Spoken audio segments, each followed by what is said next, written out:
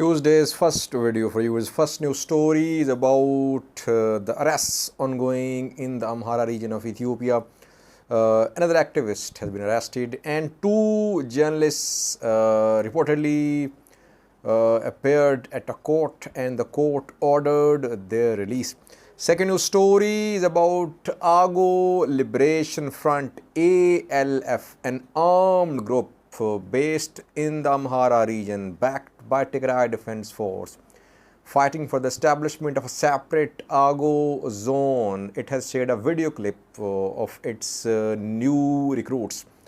A few days ago, a singer, Agew singer, released a video message calling for the establishment of a separate Agew region.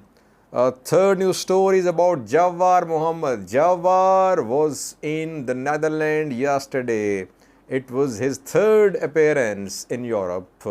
He was in Germany, then in Paris, and yesterday he was in Netherlands, where he faced some very tough questions.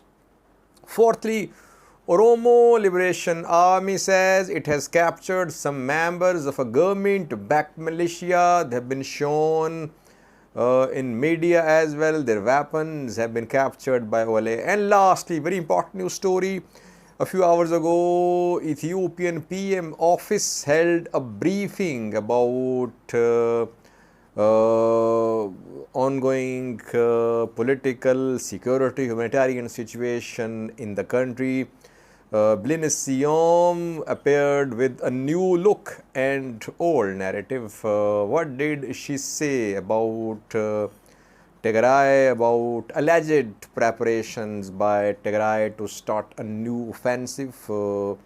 She spoke about arrests of journalists as well, operation in Oromo, Amhara. Detailed look. Then we saw a statement from Tigray as well about humanitarian situation there. Firstly, first news story is about ongoing arrests of journalists, activists who are speaking against government's ongoing operation in the Amhara region, where Fano fighters, Fano commanders, journalists, activists are being arrested. We know that several thousand have been arrested so far, mostly in Gajam, in Gondar as well. Yesterday, Meron Tadele was arrested. Meron Tadele is just an activist. You can see her picture on the screen. She has been sharing information about arrests of Amhara Meron Muhammad and others, condemning these arrests. She is just an activist and she was on her way to her home when she was reportedly detained by some security officials. So far, her whereabouts are unknown. A long list of arrests so far within the 1 month or so. Two journalists appeared at a court. 5 were taken actually. A court has ordered the release of at least 2 journalists. Temesgen Desalegn, who was beaten by police officials, I think 3 days ago. Court has ordered his release on bail for 10,000 Ethiopian birrs surety bonds.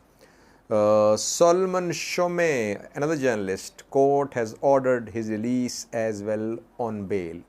Will they be released? That remains to be seen, but reportedly the court has ordered their release. So arrests and bails continue, but thousands are still in detention. We know about just big names like Temesgen, Solomon, Miyaza and others. Otherwise, there are thousands others in police stations, in prisons, arrested in the past 1 month or so. Second news story is about an armed group operating in the Amhara region of Ethiopia, struggling for an independent state, Agew state. Name of the group is Agew Liberation Front, ALF. The group came into prominence after Tigray launched a military offensive on Amhara last year. Tigray forces wanted to reach Addis Ababa, Ethiopian capital, and ALF was backed by Tigray Defense Force. ALF has been struggling for a separate Agew region. It says that Agews are not Amharas. That is why Agews should have separate region. Agews live in Wag Hemra, in Gujum, in Agew Avi, other parts of Amhara region. Now this group has released a video showing its new recruits, though Tigray forces retreated from Amhara region last year, but the group is still operating in Tigray, Amhara border areas, in Tigray as well, where it's reportedly its recruits are receiving military training.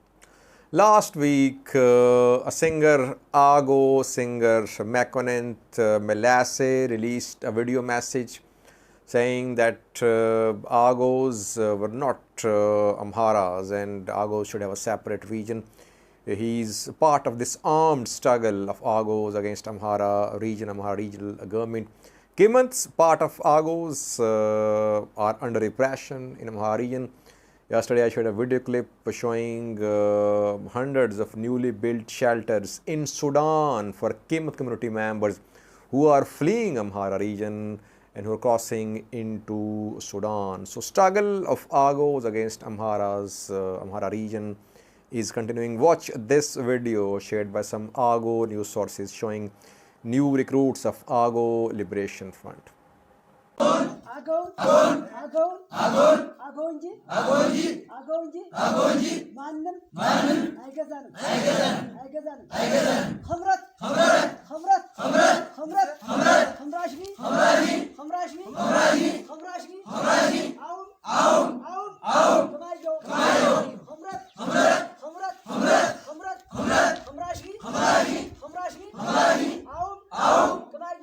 Third news story is about Oromo Federalist Congress Vice Chairman Jawar Muhammad, who is visiting Europe and North America. He was in the Netherlands yesterday. He started from Germany, then he was in Paris, and last night he was in the Netherlands. In the Netherlands, he faced some very tough questions. Last night's session was a very interactive session. He responded to several questions and the participants asked very tough questions. They asked questions about Hachalo's murder, legendary Oromo singer. Mysteries still surround the death of Hachalo. They asked questions about Oromo Liberation Army as well. Rumors are going around that Jawar is against OLA, that he is in alliance with the Ethiopian government.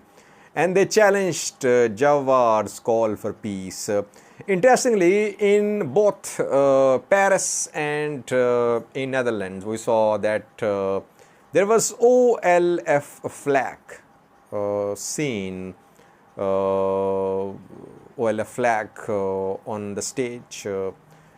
We have not seen OFC flag so far, both in Paris and in the Netherlands. And this flag is used by Oromo Liberation Army as well. So Jawar is not using these gatherings as a way of promoting his party. It means that all Oromos are participating, from OLF, from OFC, from OLA as well, and maybe some government-backed PP supporters too, it seems. So that is why. But we mostly see OLF flags on stage during Jawar's appearances.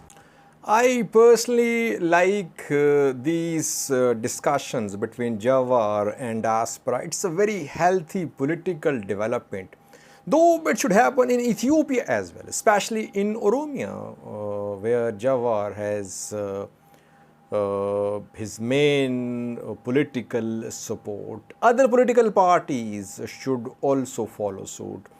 Not government arranged discussions, but random discussions with public, healthy political activity, I would say. Next news story is also from Oromia. OLA backed news sources have shared some pictures and videos. They say that some government-backed militia members have been arrested by OLA fighters. You can see some pictures on your screen shared by OLA-backed news sources. These pictures are from northern Oromo. According to OLA-backed sources, they say that near Silale, these militia members, government militia members, have been detained. They have been captured by OLA. Their weapons have been shown as well. Next news story is about a briefing held by Prime Minister Office of Ethiopia yesterday. Blinis Siam chaired the briefing. She briefed journalists about humanitarian situation, security situation, PM Abiy's visits, and government's initiatives. She says that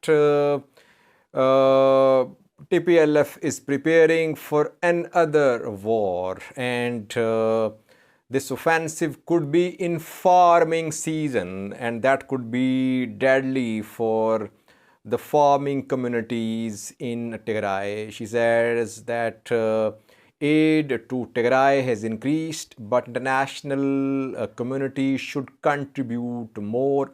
She talked about arrested journalists in Amhara region and ongoing operation in Oromo as well. She said that there was public outcry in the Oromo and Amhara regions against lawlessness, against insecurity.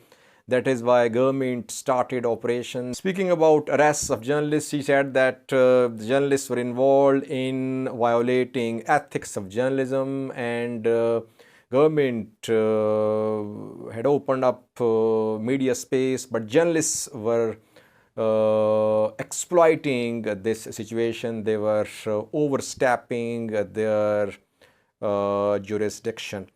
Then she talked about African Union backed mediation as well, ongoing between Tigray and Ethiopian government. She backed it. And lastly, she said that government was committed to peace.